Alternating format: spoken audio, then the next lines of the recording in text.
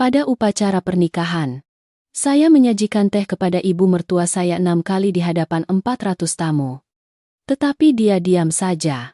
Saya dengan dingin menumpahkan cangkir teh dan menyatakan sesuatu yang membuat seluruh aula hening. Halo. Para penonton setia kanal sajikan teh panas menggelegak. 6 kali saya memanggil ibu sambil menyiramkan teh langsung ke ibu mertua saya. Lalu menyatakan pembatalan pernikahan di depan 400 tamu, karena keluarga calon suami saya bersikap tidak sopan dan suka mencari-cari masalah. Orang sering mengatakan bahwa pernikahan adalah momen paling membahagiakan dalam hidup seorang wanita. Bagi saya, seorang akuntan berusia 28 tahun, itu adalah hari yang selalu saya nantikan. Saya adalah wanita yang selalu bangga akan kemandirian finansial dan keteguhan hati dalam pekerjaan. Saya dan Rizal bertemu melalui proyek kolaborasi. Dia memiliki penampilan yang terhormat, cara bicara yang ramah, dan tenang. Setelah 2 tahun berpacaran, saya memutuskan untuk menyerahkan seluruh hidup saya kepadanya. Namun, saya tidak pernah menyangka bahwa tepat di hari paling penting, di atas panggung yang dihiasi lampu-lampu indah di salah satu restoran mewah terbaik di Jakarta, sebuah drama kejam akan dipentaskan oleh keluarganya untuk mempermalukan calon menantu baru. Aula pada hari itu dipenuhi 400 tamu undangan. Cahaya berkilauan terpantul dari lampu gantung kristal di langit-langit. Musik, orkestra yang merdu berpadu dengan aroma bunga lili yang harum. Semua mata tertuju pada panggung di mana kedua keluarga sedang bersiap melakukan upacara minum teh. Orang tua saya dari desa, yang dulunya guru pensiunan yang ramah, telah duduk dengan tenang di meja kehormatan. Di atas panggung saat itu hanya ada saya, Rizal, Ibu Fatma ibu mertua saya, dan Indah adik perempuan Rizal. Sesuai skenario MC, saya akan menyajikan teh sebagai tanda bakti kepada ibu mertua. Pelayan membawakan nampan kayu berukir indah. Di atasnya diletakkan cangkir teh porselen. Begitu tangan saya menyentuh cangkir, saya terkejut. Air teh itu bukan air hangat biasa, melainkan panas mendidih. Suhunya menembus porselen tipis dan membakar kulit saya. Saya mengangkat mata menatap Ibu Fatma. Dia duduk santai di kursi berbalut beludru merah. Wajahnya dingin tanpa ekspresi. Tangannya dengan santai mengambil biji semangka. Ibu Fatma berbisik, cukup keras agar orang-orang di panggung bisa mendengar. Dia mengatakan bahwa keluarganya menjunjung tinggi adat istiadat, dan menantu baru harus berlutut untuk menyajikan teh sebagai tanda hormat kepada yang lebih tua. Panggung terbuat dari papan kayu dan dilapisi karpet anyaman tipis. Di bawahnya terdapat rangka besi yang kokoh. Saya mengenakan gaun pengantin berhiaskan batu-batuan yang besar dan berat, sehingga berlutut sangat sulit. Namun, demi menjaga kehormatan kedua keluarga dan ratusan tamu yang menyaksikan, saya menggigit bibir dan perlahan berlutut. Tangan saya memegang cangkir teh panas mengepul. Uapnya naik tepat di depan wajah saya. Saya mengucapkan dengan jelas, "Ibu." Saya persilakan ibu minum teh. Tidak ada jawaban. Ibu Fatma dengan tenang menggigit biji semangka. Cekrek. Matanya mengarah ke langit-langit, seolah tidak mendengar keberadaan saya. Para tamu di bawah mulai berbisik-bisik. Tangan saya mulai gemetar karena panasnya cangkir porselen yang menjalar langsung ke 10 jari saya. Saya mengucapkan untuk kedua kalinya. Lalu untuk ketiga kalinya, "Ibu." Saya persilakan ibu minum teh. Mohon ibu menerima cangkir teh dari saya. Ibu Fatma tetap diam. Indah, adik ipar saya, yang berdiri tepat di samping, tersenyum sinis. Indah berkata dengan nada mengejek, "Kakak ipar yang berasal dari keluarga biasa bisa masuk ke rumah ini adalah berkah 7 turunan. Kakak harus berlutut lebih lama agar tahu sopan santun. Rumah ini tidak seperti di kampung kakak. Kalau ibu belum minum, kakak terus saja pegang yang erat." Kata-kata itu seperti pisau tajam yang menusuk harga diri saya. Saya berasal dari keluarga sederhana. Orang tua saya adalah guru yang jujur, tetapi selalu mengajari saya untuk hidup dengan kepala tegak. Saya bekerja keras dan berjuang sendiri. Menjadi seorang akuntan yang cemerlang. Tidak pernah meminta-minta atau bergantung pada siapapun. Namun kini, di hadapan ratusan orang, mereka terang-terangan menginjak-injak martabat saya. Tangan saya sudah memerah. Rasa sakit yang membakar menjalar dari jari-jari hingga lengan saya. Saya memanggil untuk keenam kalinya. Suara saya mulai serak karena menahan amarah dan rasa sakit fisik. Kali ini saya menoleh ke arah Rizal. Mata saya penuh permohonan dan harapan. Saya berharap pria yang saya pilih menjadi suami akan membela saya. Akan mengambil cangkir teh. Atau mengingatkan ibunya. Namun, Rizal hanya melangkah maju. Tangannya diletakkan di bahu saya. Bukannya menarik saya berdiri. Dia malah menekan bahu saya dengan kuat. Rizal berbisik di telinga saya dengan nada kesal dan dingin. Sabar saja. Ibu sedang menguji kamu untuk menetapkan aturan. Pegang yang kuat. Jangan sampai mempermalukan keluarga di depan banyak tamu seperti ini. Nanti setelah selesai aku akan menggantinya. Untukmu? Saat tangan Rizal menekan bahu saya, semua cinta dan rasa hormat yang saya miliki untuknya tiba-tiba hancur berkeping-keping. Saya menyadari bahwa ini bukanlah keluarga yang menyambut saya dengan tangan terbuka. Ini adalah jebakan. Sebuah konspirasi yang diatur sebelumnya untuk menindas harga diri saya. Memaksa saya untuk bersujud dan menjadi bawahan yang patuh tanpa suara. Keheningan Ibu Fatma. Kekasaran indah. Dan sikap pengecut Rizal melukiskan gambaran lengkap tentang kehidupan kelam yang harus saya tanggung jika terus melangkah di jalan ini. Tangan saya terasa terbakar. Tetapi hati saya sangat dingin. Sebuah kesadaran aneh tiba-tiba menyala di benak saya. Saya tidak bisa membiarkan orang tua saya yang duduk di bawah sana menyaksikan putri mereka diinjak-injak lebih lama lagi. Saya memutuskan untuk mengakhiri tragedi ini sendiri. Tepat di sini, saya menarik napas dalam-dalam. Mengumpulkan seluruh kekuatan di kaki saya yang sudah lemas. Dan berdiri tegak. Tindakan mendadak saya membuat tangan Rizal terlepas dari bahu saya. Ibu Fatma dan Indah terbelalak kaget. Belum sempat memahami apa yang terjadi. Saya menatap lurus ke mata Ibu Fatma. Wajahnya masih menunjukkan ekspresi angkuh tetapi sedikit bingung. Tanpa mengucapkan sepatah kata pun.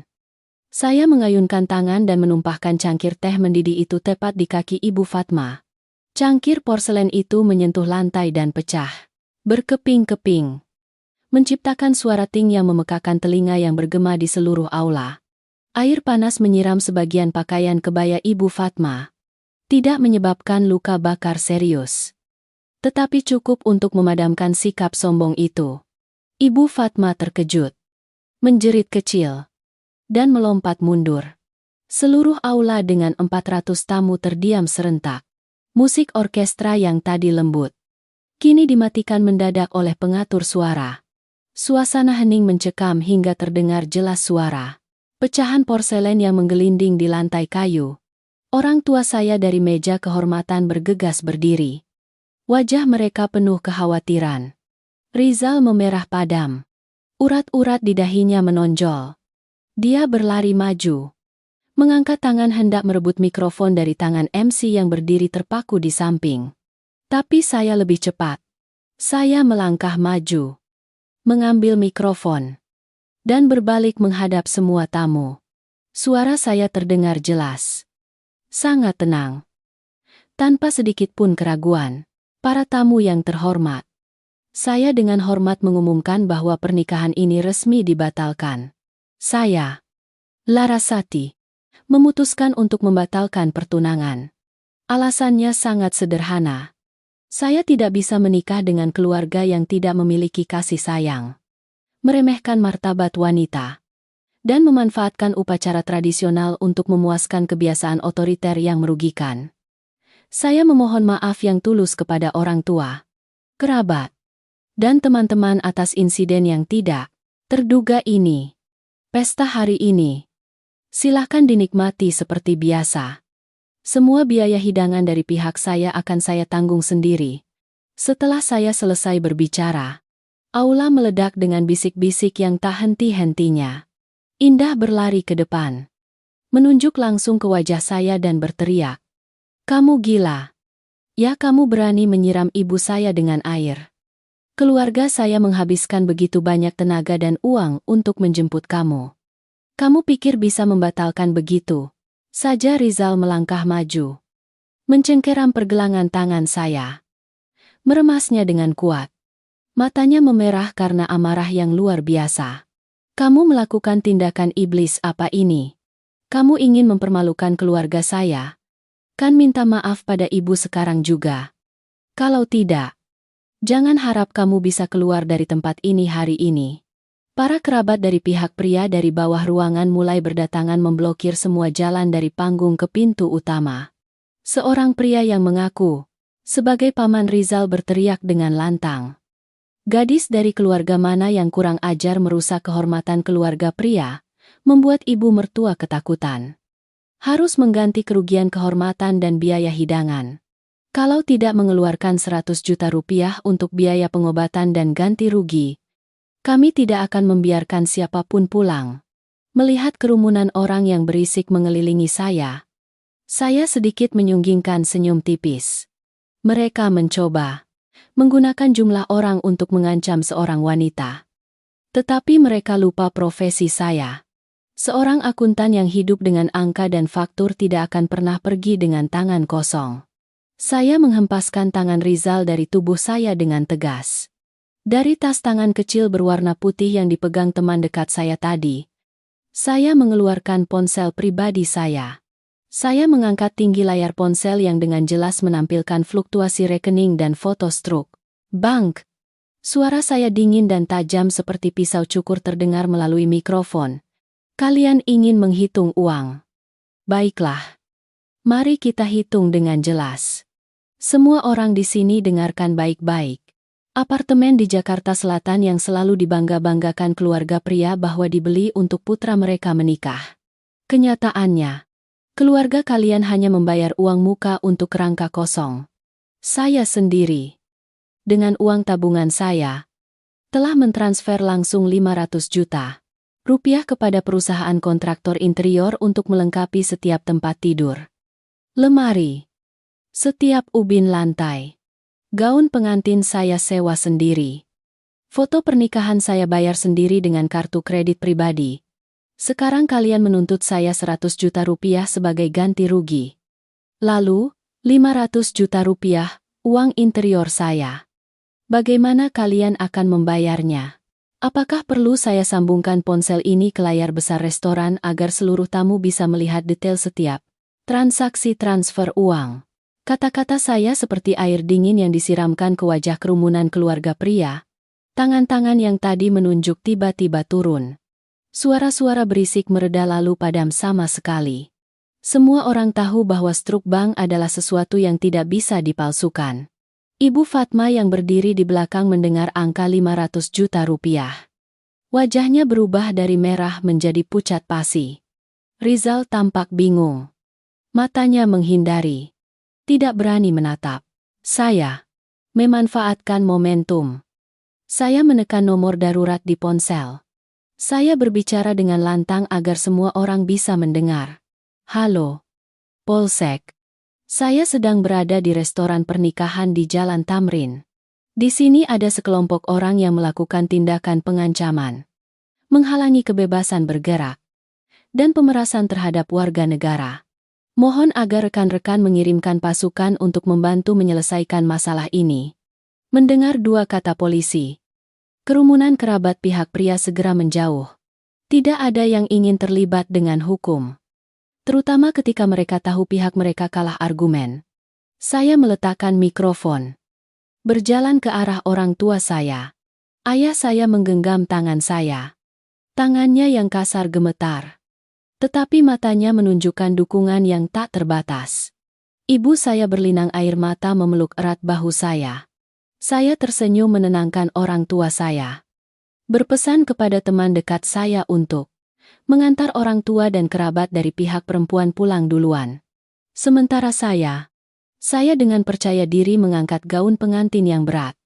Berjalan keluar dari pintu utama restoran dengan kepala tegak.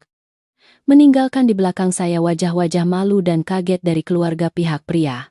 Taksi meninggalkan pusat pernikahan.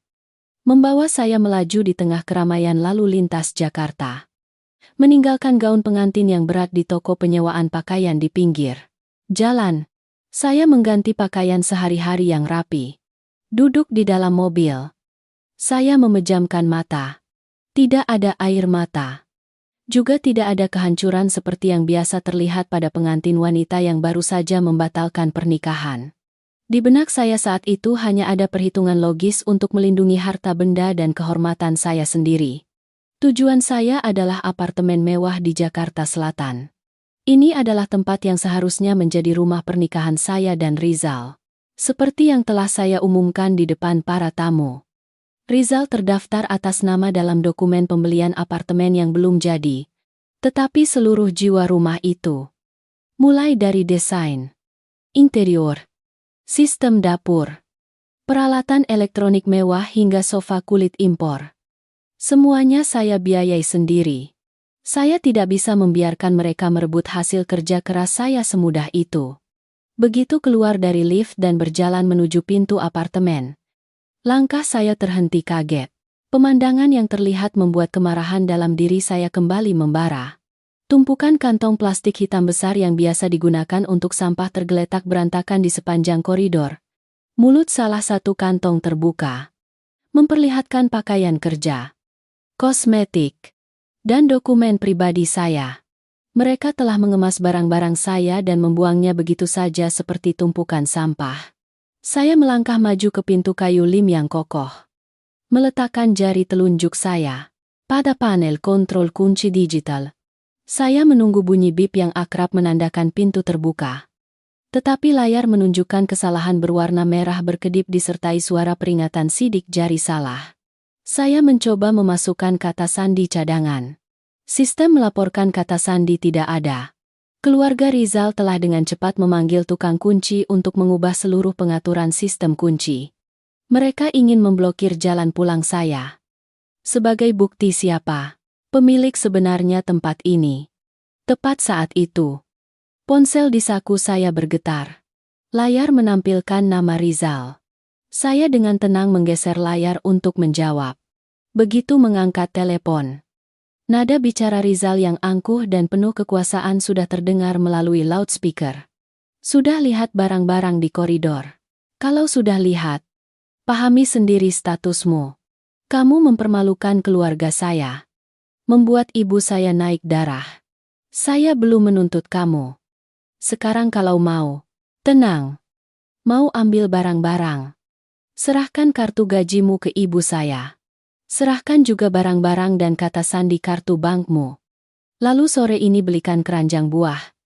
Berlutut minta maaf pada ibu saya dan Indah. Kalau kamu mau kembali ke rumah ini dan menjadi pembantu tanpa bayaran selama 3 tahun untuk mengganti kehormatan keluarga ini, mungkin saya masih akan mempertimbangkan kamu untuk melewati pintu. Kalau tidak, kamu terus saja berdiri di koridor sambil menangis. Setiap kata yang keluar dari mulut Rizal membuat saya merasa mual. Keserakahan dan sikap sombong keluarga itu telah mencapai tingkat yang sangat kurang ajar. Mereka pikir saya adalah gadis lemah yang mudah dimanipulasi oleh ancaman murahan seperti itu. Saya tidak berdebat, juga tidak memaki.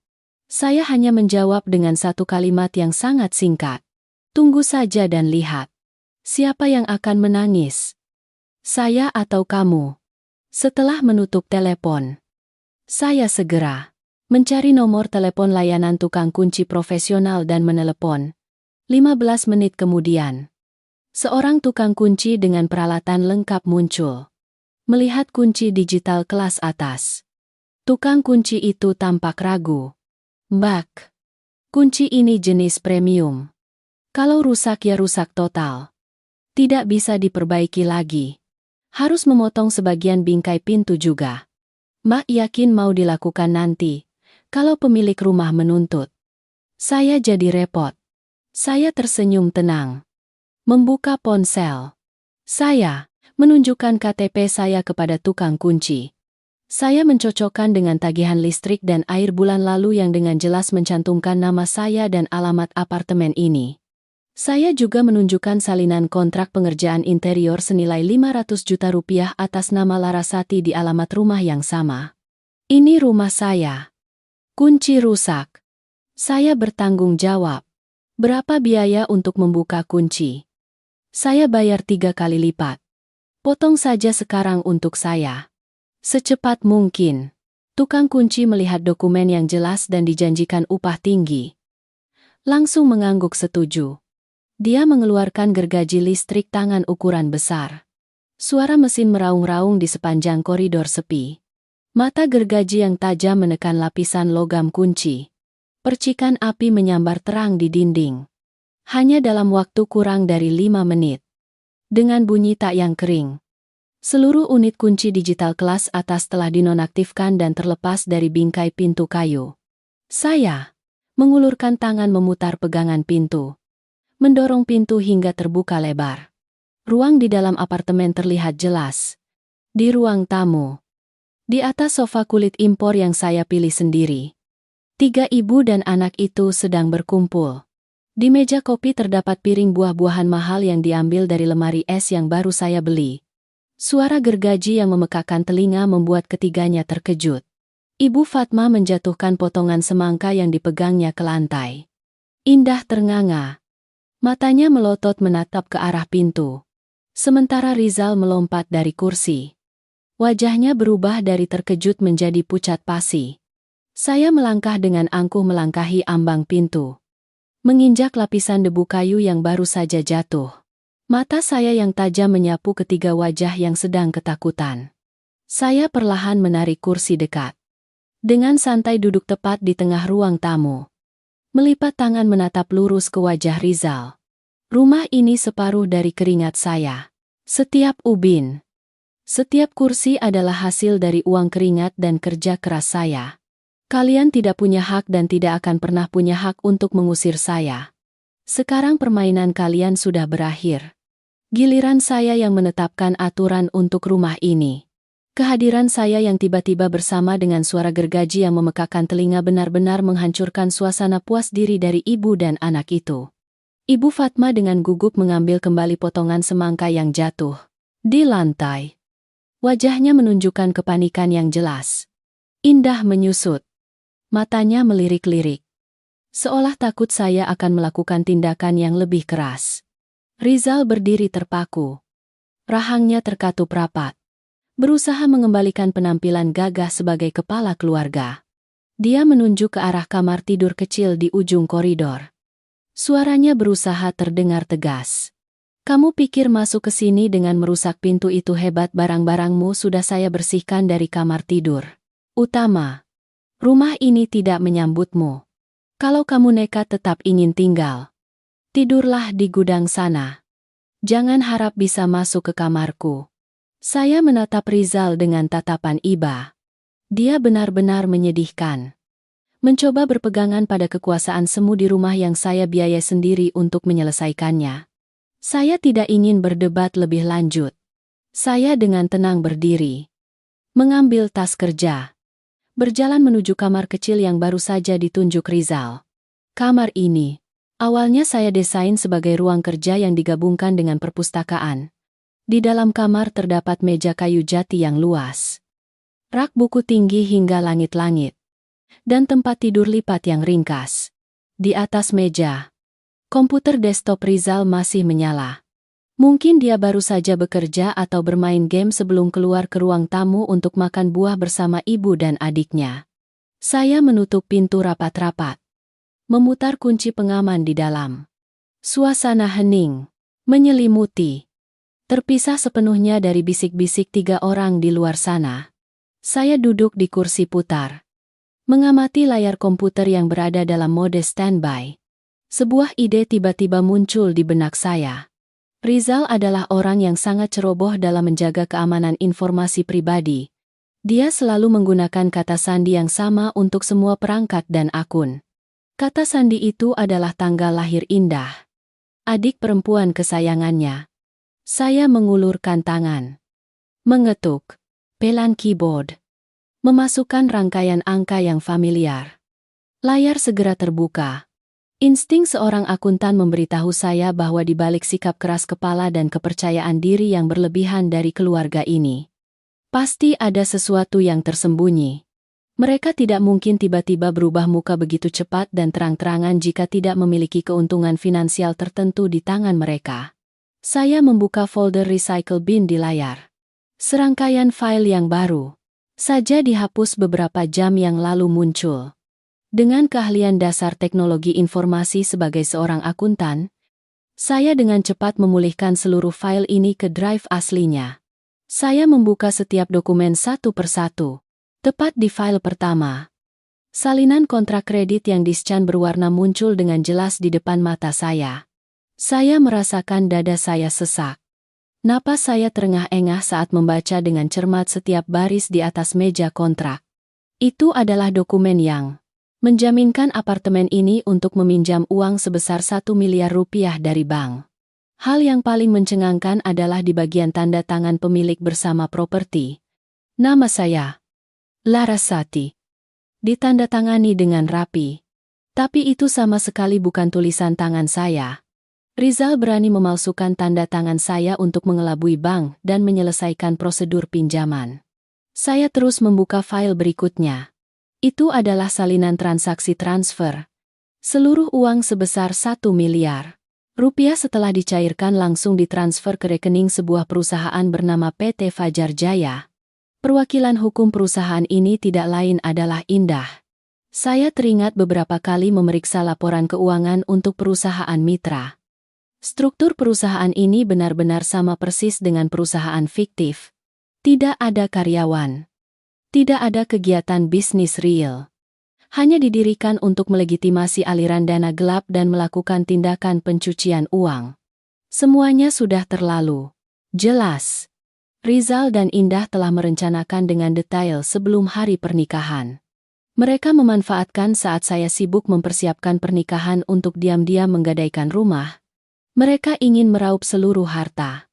Mendorong saya ke situasi tanpa uang sepeser pun dan harus menanggung utang yang sangat besar jika terjadi masalah. Kekejaman dan perhitungan mereka melampaui segala imajinasi orang biasa. Hati saya membeku.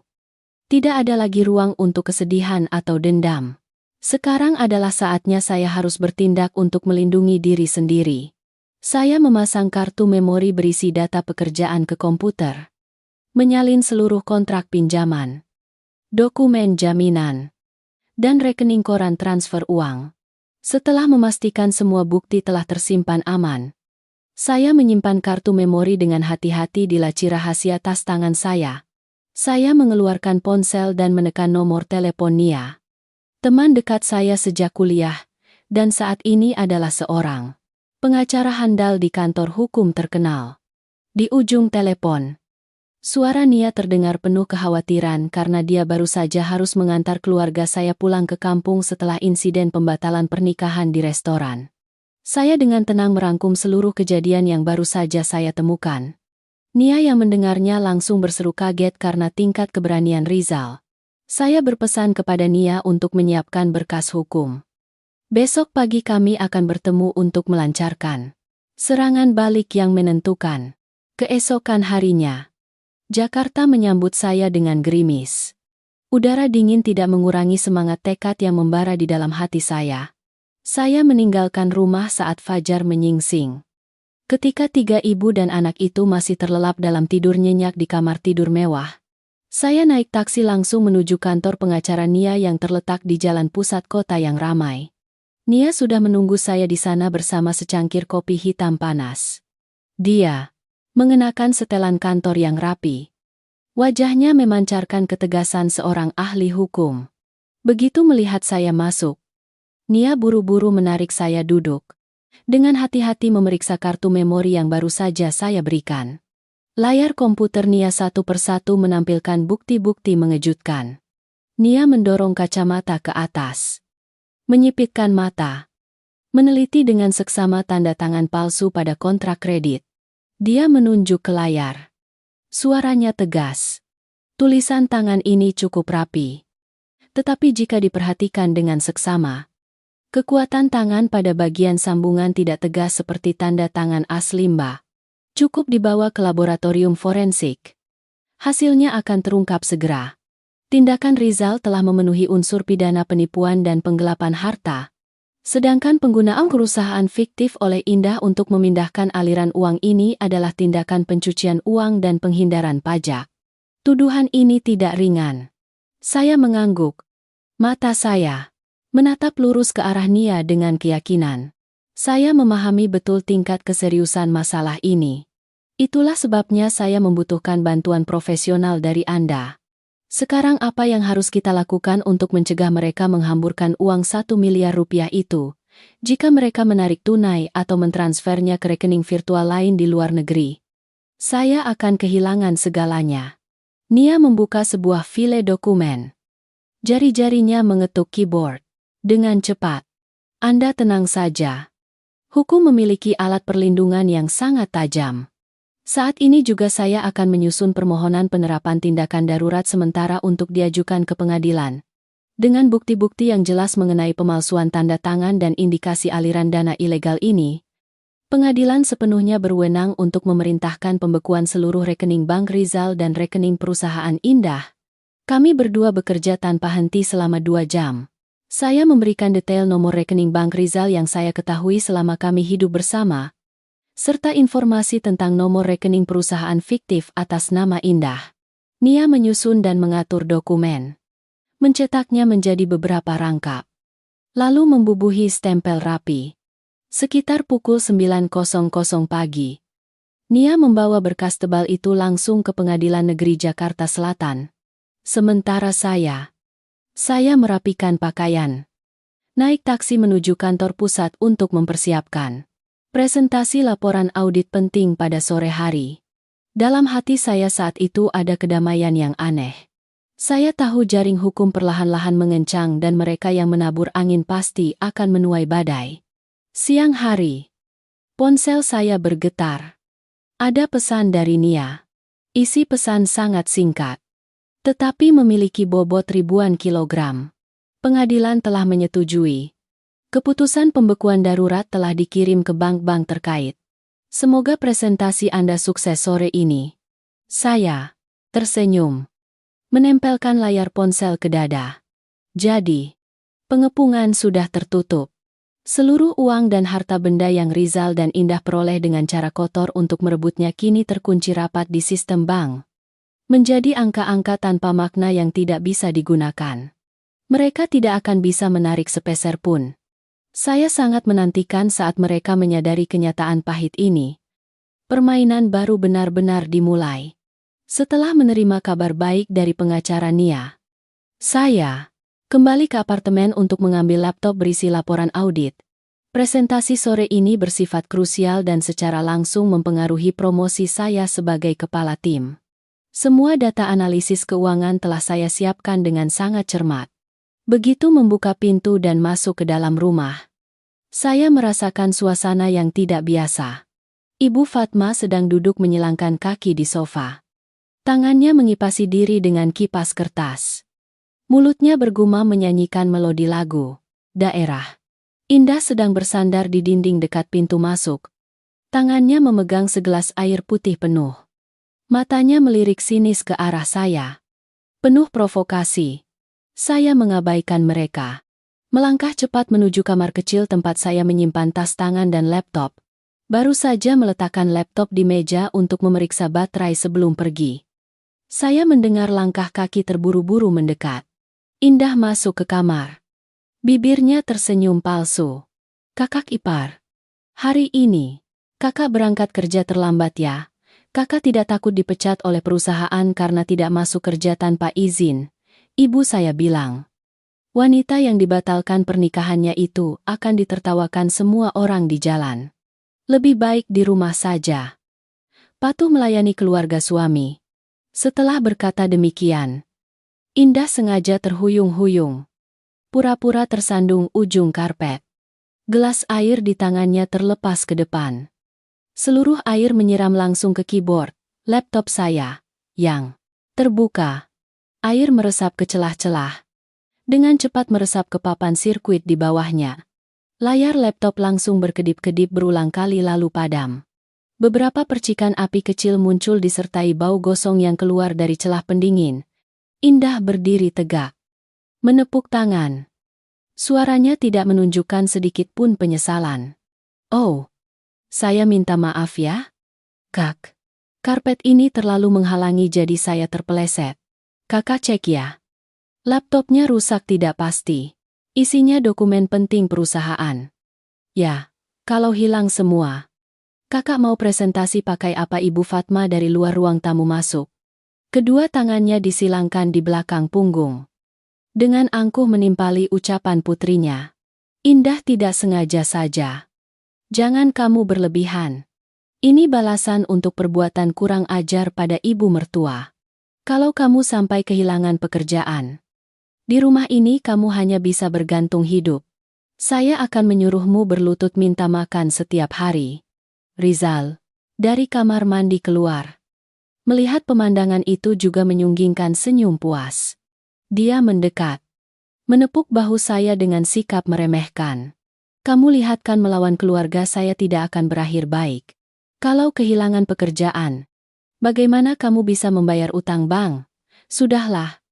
Sore ini di rumah saja masak makanan enak untuk keluarga saya. Saya akan mempertimbangkan kamu untuk kembali menjadi istri saya." Saya berdiri diam. Mata saya yang dingin menyapu ketiga wajah yang sedang bersukacita. Mereka mengira segelas air bisa menenggelamkan karier dan harga diri saya.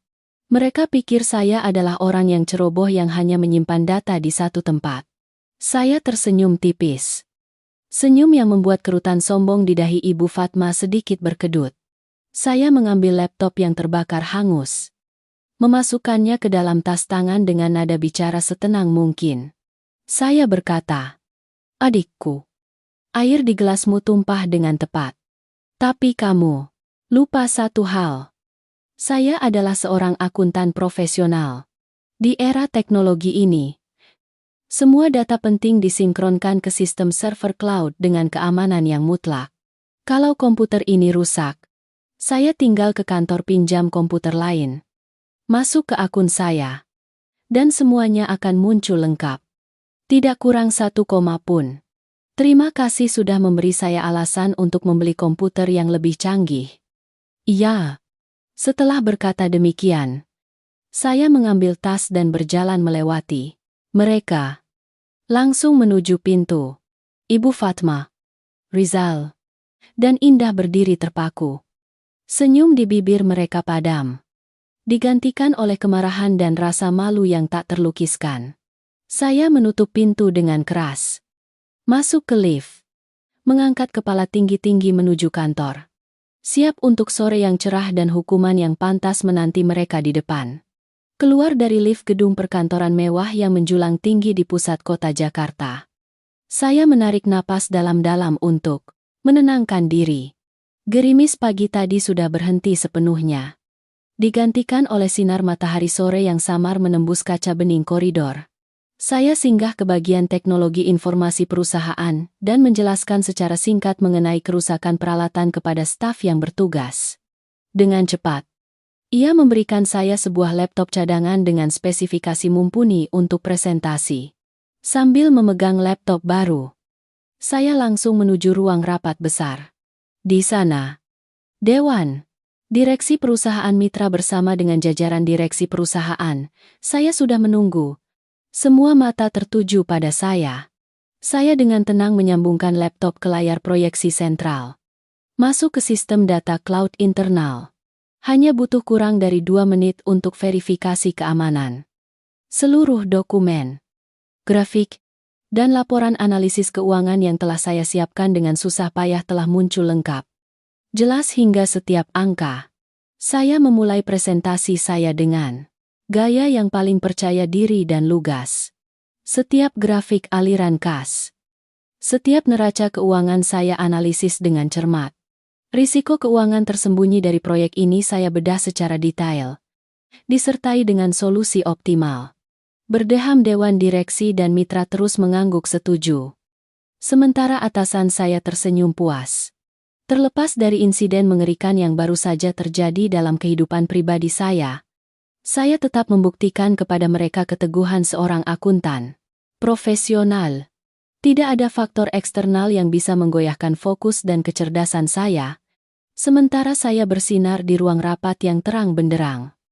Di tempat lain, Indah sedang asyik menikmati kehidupan mewah yang semu di salah satu pusat perbelanjaan terbesar di Jakarta. Siang tadi, setelah menumpahkan air yang merusak laptop saya, Indah yakin saya akan dipecat. Karier saya hancur. Untuk merayakan kemenangan hayalan itu, dia mengenakan gaun modis, riasan tebal, dan naik taksi untuk berbelanja. Tujuannya adalah butik mode internasional yang khusus menjual barang-barang mahal. Indah melirik-lirik deretan pakaian. Tangannya berulang kali mengangkat lalu meletakkan kembali gaun-gaun bermerek. Akhirnya dia memilih blus sutra berwarna merah marun, dihiasi sulaman tangan yang rumit. Harga yang tertera di label adalah 10 juta rupiah. Angka yang tidak kecil dibandingkan dengan penghasilan rata-rata orang. Tapi bagi Indah yang berdeham terdaftar sebagai perwakilan perusahaan fiktif yang menyimpan miliaran rupiah uang haram, jumlah ini tidak berarti apa-apa. Dia dengan bangga membawa blus itu ke kasir. Dengan angkuh meminta karyawan untuk membungkusnya dengan indah. Indah dengan santai mengeluarkan kartu bank premium dari dompet bermerek palsunya. Ini adalah kartu bank yang terhubung langsung dengan rekening PT Fajar Jaya. Dia melemparkan kartu itu dengan keras ke meja kaca kasir. Dengan sikap yang sangat angkuh, karyawan toko tersenyum sopan. Dengan hati-hati mengambil kartu dan memasukkannya ke mesin EDC. Suara bip panjang terdengar disertai tulisan kesalahan berwarna merah menyala di layar mesin. Karyawan itu mengerutkan kening. Mencoba lagi untuk kedua kalinya. Hasilnya tetap sama. Mesin EDC dengan tegas menolak transaksi. Karyawan itu mendongak. Menatap Indah dengan canggung. Maaf, Mbak. Sistem melaporkan kartu Mbak telah diblokir atau rekening dalam status beku. Mohon Mbak memeriksa kembali ke bank atau menggunakan metode pembayaran lain. Iya. Indah terbelalak. Wajahnya langsung berubah. Dia menggebrak meja. Berteriak pada karyawan toko. Kamu ini bagaimana kerjanya? Kartu saya adalah kartu perusahaan VIP. Di rekening selalu ada miliaran rupiah. Pasti mesin murah toko kamu yang rusak. Gesek lagi untuk saya. Meskipun karyawan itu berusaha menjelaskan dan mengganti dengan mesin EDC lain, transaksi tetap ditolak mentah-mentah. Keributan Indah menarik perhatian pelanggan mewah lainnya yang ada di toko. Merasakan tatapan jijik dan ingin tahu yang tertuju padanya. Indah akhirnya merebut kembali kartu itu. Buru-buru berlari keluar toko dengan penampilan yang sangat canggung dan malu. Indah berjalan menyusuri koridor pusat perbelanjaan sambil menggerutu. Mengeluarkan ponselnya untuk menelepon bank. Operator menjawab dengan nada datar dan profesional. Mohon maaf, Mbak. Rekening perusahaan Anda saat ini sedang diblokir seluruh saldonya sesuai perintah penerapan tindakan darurat sementara dari pengadilan.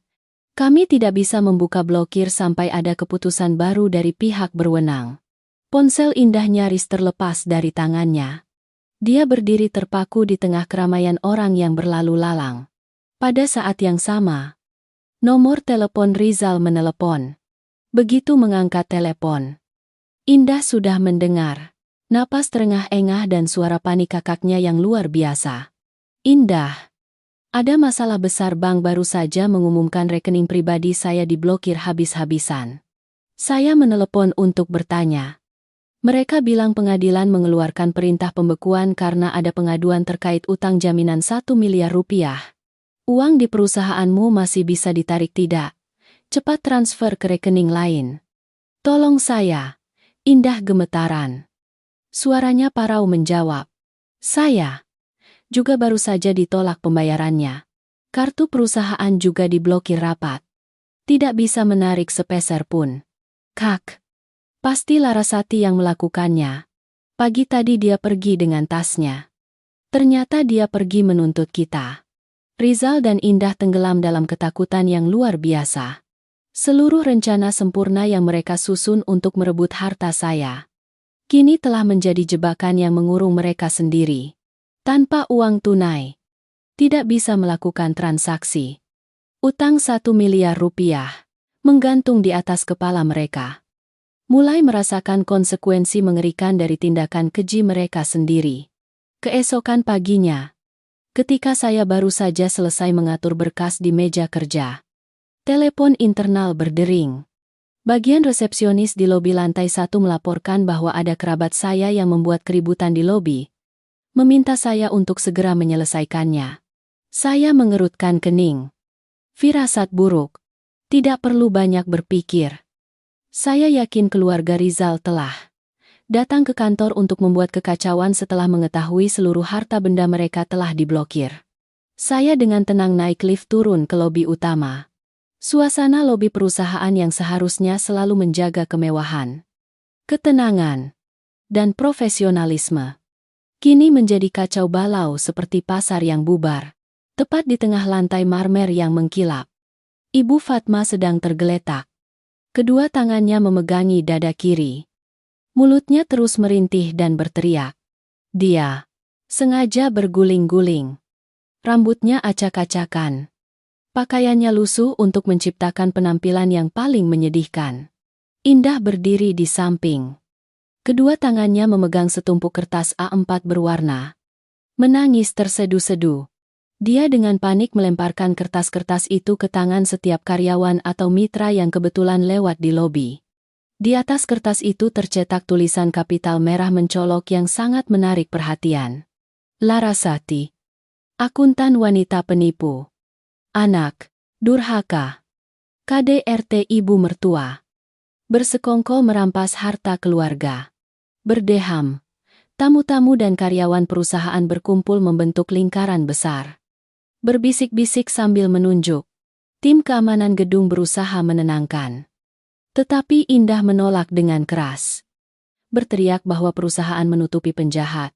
Ketika melihat saya muncul dari lift, Indah semakin berteriak keras. Dia menunjuk langsung ke wajah saya. Matanya memerah karena kebencian. Bapak-bapak, ibu-ibu, lihat wajah orang jahat ini. Dia menipu uang kakak saya. Sekarang dia juga merencanakan untuk memblokir semua rekening bank keluarga saya. Dia menekan ibu saya sampai ibu saya serangan jantung dan hampir mati. Lihat ini. Perusahaan sebesar ini kok merekrut menantu yang kurang ajar dan durhaka seperti ini. Ibu Fatma mendengar perkataan putrinya. Semakin berakting. Dia memejamkan mata. Terengah-engah. Tangannya mencengkeram erat ujung bajunya. Mulutnya terus-menerus meminta tolong. Tolong saya. Menantu saya ingin membunuh saya. Dia merampas semua harta warisan saya. Saya berdiri sekitar 2 meter dari mereka. Melipat tangan di dada. Mata saya dingin mengamati drama canggung ibu dan anak itu. Saya tidak menunjukkan kepanikan atau rasa malu seperti yang mereka inginkan. Sebaliknya, saya menoleh ke arah kepala tim keamanan gedung yang berdiri di samping. Berbicara dengan sangat jelas dan lantang.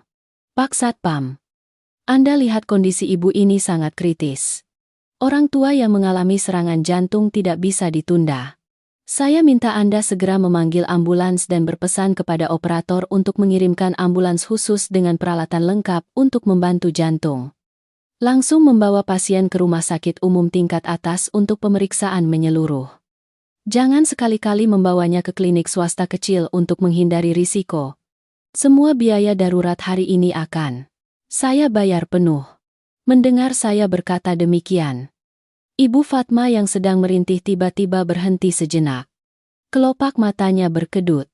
Dia tahu betul bahwa jika naik ambulans ke rumah sakit besar, dokter hanya perlu melakukan EKG untuk mengetahui bahwa dia sehat sepenuhnya. Kebohongannya akan terbongkar seketika. Tapi dia sudah terlanjur. Tidak bisa tiba-tiba berdiri saat ini. Saya melanjutkan menatap Indah. Suara saya tajam seperti pisau. Sedangkan adik saya menyebarkan pamflet yang mencemarkan nama baik saya di tempat kerja adalah tindakan fitnah dan penghinaan martabat orang lain. Saya meminta Pak Satpam untuk mengumpulkan kembali seluruh pamflet ini sebagai bukti. Sekaligus meminta bagian teknis untuk mengekstraksi rekaman CCTV di lobi sejak 2 orang ini masuk. Saya akan segera menelepon polisi setempat untuk membuat laporan kejadian.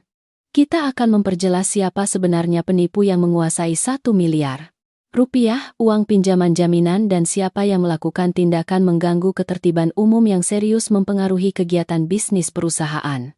Kata-kata saya seperti pukulan telak yang menghantam titik lemah inti dari ibu dan anak itu, yaitu penipuan dan penggelapan 1 miliar rupiah. Indah terkejut. Dia tahu betul bukti apa yang saya pegang. Kehadiran polisi saat ini tidak ada bedanya dengan menyerahkan diri. Kerumunan orang di sekitar mulai mengubah arah pembicaraan. Sikap saya yang tenang, bermartabat, dan cara saya menyelesaikan masalah secara hukum membuat mereka menyadari siapa yang mengatakan kebenaran. Indah ketakutan. Buru-buru membuang tumpukan pamflet ke tanah. Lalu berlari menarik lengan Ibu Fatma. Ibu, kita pulang saja. Tidak perlu berdebat dengan orang seperti ini lagi. Biarkan hukum yang menghukumnya nanti. Ibu Fatma juga memanfaatkan kesempatan itu. Membuka mata lebar-lebar. Bangkit dengan cepat yang sulit dipercaya untuk seseorang yang baru saja merintih kesakitan. Dia menepuk-nepuk pakaiannya, menghindari tatapan semua orang di sekitarnya. Lalu dengan lesu bersama Indah menyeruak kerumunan dan langsung keluar dari pintu kaca. Saya berdiri memandangi punggung lesu ibu dan anak itu. Sudut bibir saya sedikit terangkat membentuk senyum dingin. Mereka mengira bisa menggunakan trik merengek yang rendah untuk menekan. Tetapi mereka salah. Saya tidak akan pernah mundur dari kesombongan. Meskipun drama merengek di lobi perusahaan telah berhasil dipadamkan dengan cepat, keributan yang disebabkan oleh Ibu Fatma dan putrinya tetap meninggalkan beberapa konsekuensi. Lingkungan kantor memang sangat sensitif terhadap gosip. Cerita tentang seorang akuntan wanita yang cemerlang yang terlibat dalam masalah uang dan konflik keluarga dengan cepat menyebar dari meja ke meja. Saya mengabaikan bisikan-bisikan itu. Kembali ke meja kerja untuk melanjutkan menyelesaikan laporan yang belum selesai. Namun, saya tidak menyangka bahwa insiden tadi akan menjadi senjata sempurna di tangan seorang kolega licik yang menunggu kesempatan untuk menjatuhkan saya. Dia adalah Surya, rekan kerja dari departemen audit yang sama. Surya memiliki kemampuan teknis rata-rata tetapi sangat pandai menjilat dan bermain politik di kantor. Baik saya maupun Surya berada dalam daftar kandidat untuk posisi kepala tim, OJI. Kecemerlangan saya dalam proyek terakhir membuat Surya merasa sangat inferior dan cemburu. Sekitar pukul 3 sore, asisten direktur divisi masuk ke ruang kerja bersama. Meminta saya membawa kartu karyawan ke ruangan direktur utama untuk rapat darurat. Ketika saya mendorong pintu dan masuk ke ruang kerja direktur yang mewah, saya sudah melihat Surya duduk angkuh di sofa kulit. Wajahnya menahan senyum puas. Direktur utama duduk di balik meja kerja. Ekspresinya sangat serius. Di mejanya ada setumpuk berkas tebal. Direktur utama menunjuk ke kursi di seberang, memberi isyarat agar saya duduk. Dengan nada dingin dan tegas, ia memulai pembicaraan. Saudari Larasati, berdeham. Saya baru saja menerima beberapa dokumen tuduhan yang sangat serius terkait dengan etika profesi dan kondisi kesehatan mental Anda. Insiden keributan di lobi pagi tadi hanyalah puncaknya. Bagaimana Anda menjelaskan semua ini? Setelah berkata demikian, direktur utama mendorong setumpuk berkas ke arah saya. Saya membuka halaman pertama. Itu adalah salinan rekam medis atas nama saya dengan stempel merah dari Rumah Sakit Jiwa tingkat provinsi. Isinya menyatakan pasien Larasati menunjukkan gejala gangguan psikologis campuran. Sering kehilangan kontrol perilaku karena tekanan pekerjaan dan keluarga. Saya terkejut. Ini sepenuhnya adalah dokumen palsu yang dibuat dengan sangat cermat. Tetapi yang lebih buruk lagi ada di halaman-halaman berikutnya. Itu adalah setumpuk kertas cetakan perintah dan log akses jaringan internal perusahaan. Bukti ini dengan jelas menunjukkan bahwa dari alamat komputer pribadi saya telah terjadi serangkaian operasi pengunduhan file data rahasia klien dan dikirim ke alamat email tidak dikenal di luar. Surya mengerutkan kening. Berkata dengan suara palsu yang penuh keprihatinan. Mbak Larasati, saya tahu belakangan ini Mbak mengalami banyak guncangan dalam urusan suami dan keluarga sehingga mental Mbak tidak stabil. Tetapi Mbak tidak bisa karena keserakahan atau kehilangan kendali, lalu diam-diam membocorkan data keuangan klien keluar. Jika Mbak melakukannya, itu adalah pelanggaran serius terhadap aturan kerahasiaan. Bisa mendorong perusahaan ke ambang kebangkrutan karena tuntutan hukum. Saya yang bertanggung jawab memeriksa keamanan secara berkala. Tidak sengaja menemukan hal ini. Jadi terpaksa melaporkannya kepada Dewan Direksi. Mohon pengertiannya. Mbak, saya menggenggam erat kedua tangan. Kuku saya menancap dalam di telapak tangan untuk menjaga kewarasan saya. Seketika, saya menghubungkan semua kejadian. Munculnya rekam medis palsu dan log jaringan yang dibuat-buat dengan rapi ini tidak mungkin kebetulan. Surya pasti telah diam-diam bersekongkol dengan Rizal. Rizal memberikan informasi pribadi dan membuat rekam medis palsu untuk mempermalukan saya. Sementara Surya memanfaatkan wewenang teknologi informasi di perusahaan untuk memalsukan bukti. Menuduh saya mencuri data. Dengan tujuan menyingkirkan saya dari posisi kandidat kepala tim. Saya mengangkat kepala tinggi-tinggi. Menatap lurus ke mata Direktur Utama. Pak Direktur, ini sepenuhnya adalah drama fitnah yang keji. Rekam medis ini palsu. Saya bisa segera melakukan pemeriksaan medis di rumah sakit pusat manapun untuk membuktikan kewarasan saya. Sedangkan, mengenai log jaringan internal, semua orang tahu komputer saya pagi kemarin terkena air dan korslet. Saya harus menggunakan komputer cadangan dari Departemen IT. Seseorang telah memanfaatkan waktu ketika komputer saya tidak diawasi atau menggunakan teknik pemalsuan alamat IP untuk menciptakan bukti-bukti palsu ini. Saya meminta perusahaan untuk mengundang kepolisian siber untuk melakukan investigasi independen. Direktur Utama menghela napas. Menyatukan kedua tangannya. Saudari Larasati, saya memahami kemampuan dan kontribusi Anda kepada perusahaan. Tetapi di hadapan bukti-bukti tertulis dan sistematis yang jelas seperti ini, ditambah lagi dengan reputasi perusahaan yang terpengaruh oleh masalah keluarga Anda, saya tidak bisa mengabaikannya. Prinsip perusahaan adalah harus melindungi keamanan data secara mutlak. Dia berhenti sejenak. Wajahnya menjadi tegas. Selama menunggu klarifikasi masalah, saya meminta Anda untuk menyerahkan seluruh pekerjaan yang sedang Anda tangani. Kartu karyawan dan akses sistem Anda akan dibekukan sementara. Anda resmi diskors tanpa batas waktu mulai sekarang. Pulanglah untuk beristirahat dan selesaikan masalah pribadi Anda dengan baik. Saya diam-diam melepas kartu karyawan bergambar wajah saya dengan jabatan akuntan senior. Meletakkannya rapi di atas meja kaca. Saya tidak menangis. Juga tidak berdebat lebih lanjut. Saya tahu betul bahwa saat ini, setiap penjelasan tidak akan berarti di hadapan bukti-bukti palsu yang dibuat terlalu sempurna oleh musuh. Saya berdiri. Sedikit mengangguk hormat kepada Direktur Utama. Lalu berbalik keluar ruangan.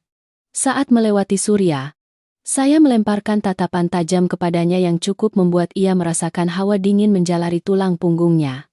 Mereka pikir telah menjepit saya di jalan buntu. Merampas karier dan kehormatan saya. Tetapi mereka tidak tahu bahwa begitu harimau terluka, ia akan menyerang balik dengan pukulan paling mematikan. Tidak menyisakan jalan mundur bagi musuhnya. Melangkah keluar dari gedung kaca pencakar langit perusahaan. Saya menarik napas dalam-dalam. Udara sore di Jakarta membawa sedikit asap dan debu yang samar. Tetapi justru membuat pikiran saya jernih luar biasa. Musuh mengira bahwa mencabut kartu karyawan dan men-skor saya akan membuat saya hancur. Tumbang.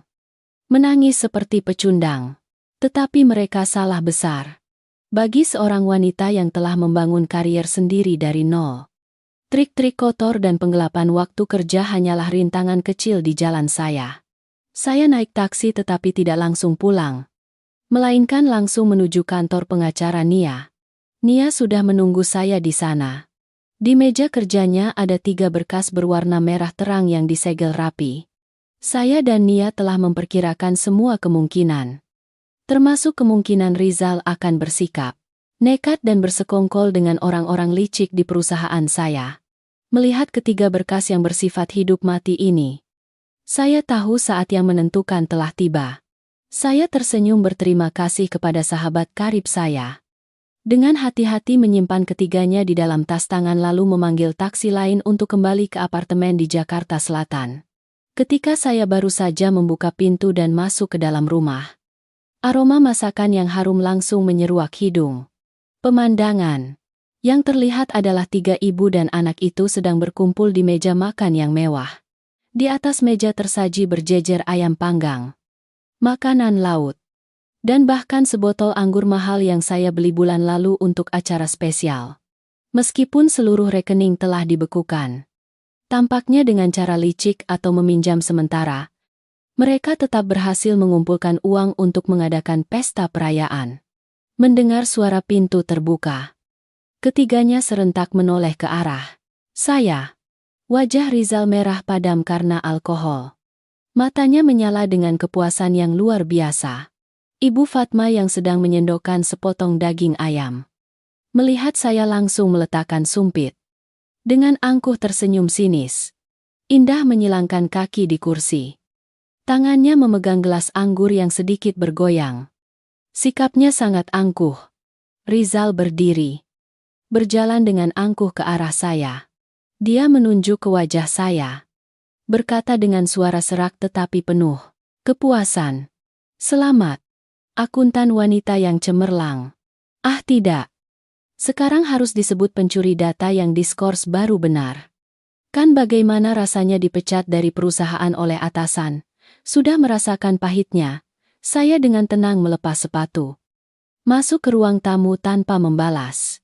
Sikap acuh tak acuh saya tampaknya membuat Rizal marah. Dia berjalan cepat ke arah lemari TV, mengeluarkan setumpuk kertas yang sudah dijepit, lalu membantingnya ke meja kaca.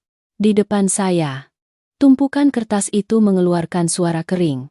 Tulisan tebal di bagian atas langsung terlihat jelas oleh mata saya. Permohonan pengesahan perceraian dan kesepakatan pembagian harta, meskipun pernikahan dibatalkan. Tetapi sebelumnya saya dan Rizal telah mendaftar di kelurahan untuk mengesahkan pernikahan agar legalitas dokumen pembelian rumah. Sekarang dia ingin menggunakan dokumen ini untuk menjepit saya. Rizal menarik kursi dan duduk. Dengan kasar, kedua tangannya terjalin, menyandar ke belakang. Dengan pose seorang pemenang. "Kamu baca baik-baik. Saya sudah cukup lunak. Kamu mempermalukan keluarga saya, membuat ibu saya sakit. Tetapi saya masih murah hati memberikanmu jalan keluar. Tanda tangani dokumen ini. Kamu akan keluar dari rumah ini dengan tangan kosong. Apartemen ini atas nama saya, maka secara hukum menjadi milik saya. Seluruh perabot interior dianggap sebagai uang ganti rugi. Kehormatan bagi keluarga saya." Ibu Fatma yang duduk di meja sebelah menimpali dengan suara melengking. "Betul. Rumah itu milik anak saya.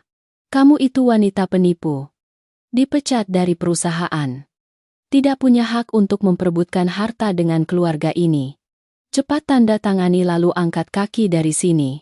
Indah terkikik, meneguk anggur lalu menambahkan, "Dan utang jaminan 1 miliar rupiah di bank. Menurut hukum perkawinan, itu adalah utang bersama yang terbentuk selama masa perkawinan. Kakak ipar, kalau sudah tanda tangan, ingat siapkan 500 juta rupiah untuk membayar separuh utang itu ya. Kalau tidak punya uang, ya jadi pembantu atau mengemis saja untuk membayarnya. Keluarga ini tidak akan menanggungnya untuk kakak." Saya berdiri bersedekap. Mata saya menyapu ketiga wajah yang sedang menertawakan dan mengejek saya. Mereka sedang membayangkan skenario yang sangat sempurna dalam pikiran mereka. Mereka berpikir saya sedang dalam kondisi paling terpuruk karena kehilangan pekerjaan. Tidak memiliki kekuatan untuk melawan. dan akan patuh menandatangani kontrak kejam ini untuk dibebaskan. Mereka ingin saya pergi dengan tangan kosong, kehilangan uang hasil keringat, dan bahkan meminta saya menanggung utang 1 miliar rupiah yang mereka buat secara diam-diam untuk pencucian uang.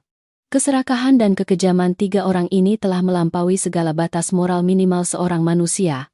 Saya melangkah, maju, menarik kursi di hadapan Rizal dan perlahan duduk. Saya mengangkat tumpukan surat cerai, membalik setiap halaman. Klausul-klausul yang Rizal selipkan di dalamnya benar-benar sangat licik, menekan saya hingga tidak ada jalan keluar. Rizal mendorong bolpoin ke arah saya, mengetuk jari ke meja, mendesak, "Tanda tangani. Jangan keras kepala lagi. Sekarang kamu tidak punya pekerjaan, tidak punya uang, juga tidak punya dukungan. Kamu tidak akan bisa melawan keluarga saya. Setelah tanda tangan, bereskan barang-barangmu lalu pergi dari pandanganku." Saya melihat bolpoin yang tergeletak di meja lalu mendongak menatap lurus ke mata Rizal. Mata saya saat ini tidak mengandung ketakutan, juga tidak ada kemarahan. Yang tersisa hanyalah dinginnya gunung es. Permainan psikologis ini. Rizal mengira dialah yang memegang kendali. Tetapi ia tidak tahu bahwa justru pada saat inilah berdeham saya adalah orang yang memutuskan akhir dari seluruh sandiwara busuk keluarganya. Ruang tamu tiba-tiba menjadi hening. Hanya terdengar suara kipas angin berputar di atas kepala. 3 pasang mata Rizal, Ibu Fatma, dan Indah terpaku pada tangan saya, menunggu saat saya dengan patuh mengambil pena untuk menandatangani, menerima nasib sebagai pecundang.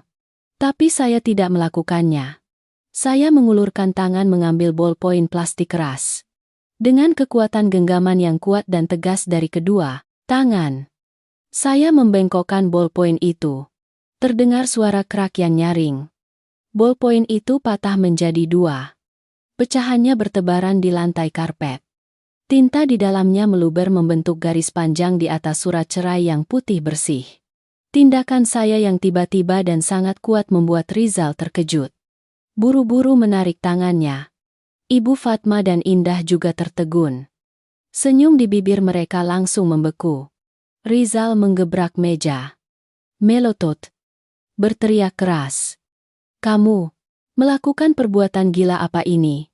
Kamu pikir mematahkan pena berarti saya tidak punya pena lain untuk kamu tanda tangani?" Saya menepuk tangan, membuang sisa bolpoin ke lantai. Wajah saya tenang sampai menyeramkan. Saya membuka tas tangan di samping, perlahan mengeluarkan berkas merah pertama. Meletakkannya dengan keras di atas surat cerai Rizal yang penuh dengan klausul tidak masuk akal. Suara tumpukan kertas tebal berbenturan dengan meja kaca, menciptakan suara gema yang dalam seperti lonceng kematian yang mengetuk langsung ke pikiran 3 orang yang duduk di depan saya. Saya menggunakan jari telunjuk untuk mendorong berkas merah ke arah Ibu Fatma. Suara saya yang tajam terdengar, memotong keributan Rizal. "Berkas ini saya persembahkan khusus untuk Ibu. Ibu buka dan lihat. Lihat kejutan apa saja di dalamnya." Ibu Fatma mengerutkan kening. Matanya penuh keraguan dan kewaspadaan. Dia menyeka tangannya dengan tisu. Perlahan membuka sampul berkas. Tepat di halaman pertama, yang terlihat olehnya adalah foto-foto yang dicetak berwarna dengan jelas. Itu adalah gambar-gambar yang diambil dari kamera keamanan sebuah kafe yang terletak di seberang rumah sakit tingkat provinsi. Dalam foto itu, Ibu Fatma sedang duduk bersama seorang pria berjas putih. Tangannya sibuk mendorong amplop tebal melintasi meja. Halaman berikutnya adalah salinan transfer bank dari rekening Ibu Fatma ke rekening pribadi seorang dokter bernama Dr. Budi, disertai dengan keterangan transaksi yang disamarkan sebagai pembayaran obat. Terakhir adalah sebuah USB kecil yang ditempelkan rapi di tepi kertas. Ibu Fatma gemetaran. Wajahnya pucat pasi. Dia tergagap-gagap. Tidak bisa berkata-kata. Hanya menunjuk ke foto-foto itu. Kamu mendapatkan semua ini dari mana? Ini fitnah. Ini editan." Saya tertawa. Tawa hambar yang penuh sindiran. Ibu tidak perlu menyangkal. Di dalam USB itu ada seluruh rekaman suara yang direkam secara diam-diam oleh asisten perawat DR. Budi sendiri. Dan pengacara saya telah membelinya dengan harga yang sangat pantas. Ibu telah memberikan uang tunai 20 juta rupiah kepada beliau ditambah transfer itu untuk memaksanya memalsukan 2 rekam medis. Satu adalah rekam medis jantung ibu agar ibu bisa beralasan merengek di lobi perusahaan saya pagi tadi. 2 adalah rekam medis gangguan jiwa palsu atas nama saya agar Surya bisa menggunakannya sebagai bukti fitnah terhadap saya di hadapan Dewan Direksi. Saya berdiri tegak. Kedua tangan bertumpu pada meja. Condong ke depan. Menciptakan tekanan tak terlihat yang menyelimuti Ibu Fatma. Wajahnya saat itu sudah pucat pasi. Keringat dingin bercucuran di dahinya. Ibu tahu tindakan ibu di mata hukum disebut apa. Itu adalah kejahatan menyuap untuk memalsukan dokumen, surat-surat lembaga, organisasi, dan kejahatan fitnah serta penghinaan orang lain. Dengan bukti-bukti yang jelas seperti ini, jika saya serahkan kepada penyidik, ibu pikir orang seusia ibu akan dipenjara berapa tahun? Apakah kesehatan ibu bisa menahan hidup di penjara yang dingin? Makan nasi penjara dan memakai baju bergaris. Ibu Fatma terkejut. Kedua tangannya memegangi dada. Tetapi kali ini bukan pura-pura. Dia terengah-engah. Matanya terbuka lebar penuh kepanikan. Indah melihat ibunya terpojok. Buru-buru berlari. Merebut berkas dari tangan Ibu Fatma. Berteriak keras membantah. Kakak jangan membawa-bawa hukum untuk mengancam keluarga ini. Kakak pikir keluarga kami takut dengan kertas-kertas sampah ini. Kalau berani, kakak laporkan saja. Saya sedikit mengangguk. Tatapan mata saya beralih dari Ibu Fatma ke Indah. Bagus sekali. Kalau adik ingin berbicara dengan hukum, kakak akan kabulkan. Permainan ini tidak hanya berhenti pada rekam medis palsu. Pesta utama baru benar-benar dimulai sekarang. Tanpa memberi Indah dan Rizal waktu untuk pulih dari serangan awal yang ditujukan pada Ibu Fatma, saya melanjutkan dengan mengambil berkas merah kedua dari tas tangan. Saya melemparkan tumpukan dokumen itu dengan keras langsung ke arah Indah. Berkas itu menghantam dada Indah lalu jatuh berserakan di lantai. Kertas-kertas putih yang penuh angka, grafik, dan stempel merah bertebaran di kakinya. Saya bersedekap. Suara saya yang tajam bergema di seluruh ruang tamu. Adik, ambil dan lihatlah. Lihat baik-baik diagram aliran uang yang saya gambar sendiri untuk PT Fajar Jaya milikmu. Indah gemetar. Membungkuk mengambil selembar kertas. Matanya terus-menerus menatap grafik analisis keuangan yang rumit namun diberi keterangan yang sangat mudah dipahami. Kamu pikir mendirikan perusahaan fiktif tanpa kantor fisik, tanpa karyawan, hanya digunakan untuk menerbitkan faktur fiktif bisa mengelabui pihak berwenang. Dengan keahlian saya sebagai akuntan, saya hanya butuh 1 malam untuk melacak seluruh aliran uang perusahaanmu. Dari dana tidak jelas yang masuk hingga kamu melegitimasinya dengan kontrak konsultasi, layanan fiktif, lalu mentransfernya ke rekening satelit lain untuk menarik tunai. Tindakanmu bukan sekadar penipuan komersial. Itu adalah tindak pidana penggelapan pajak dan pencucian uang. Jumlah transaksi mencapai miliaran rupiah. Cukup untuk hukuman penjara dimulai dari 15 tahun. Mendengar 2 kata penjara, kaki Indah lemas.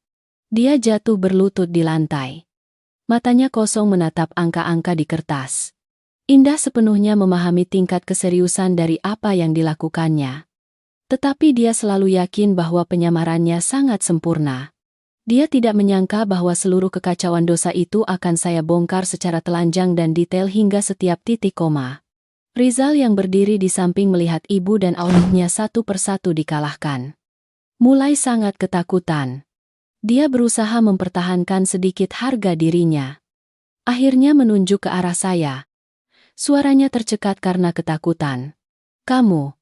Kamu jangan menuduh sembarangan. Kamu punya hak apa untuk menyelidiki rekening perusahaan orang lain? Buktimu semua palsu. Kamu buat sendiri untuk memeras keluarga saya. Kan saya menoleh cepat menatap Rizal. Mata saya saat itu tajam seperti pedang. Siap menembus lapisan kepengecutan dan kebohongan dirinya. Saya mengambil berkas merah ketiga, yang juga merupakan berkas terakhir dan terpenting. Dari dalam tas tangan, saya tidak melemparkannya, melainkan berjalan mendekat dan membantingnya dengan keras di tengah meja kopi tepat di depan Rizal. Kamu pikir saya memeras kalian? Kamu terlalu tinggi menilai dirimu sendiri. Rizal, bukalah berkas ini dan bacalah sendiri tulisan yang distempel merah dari lembaga forensik. Rizal ragu sesaat, meskipun tangannya gemetar. Ia membalik halaman kertas. Matanya melotot.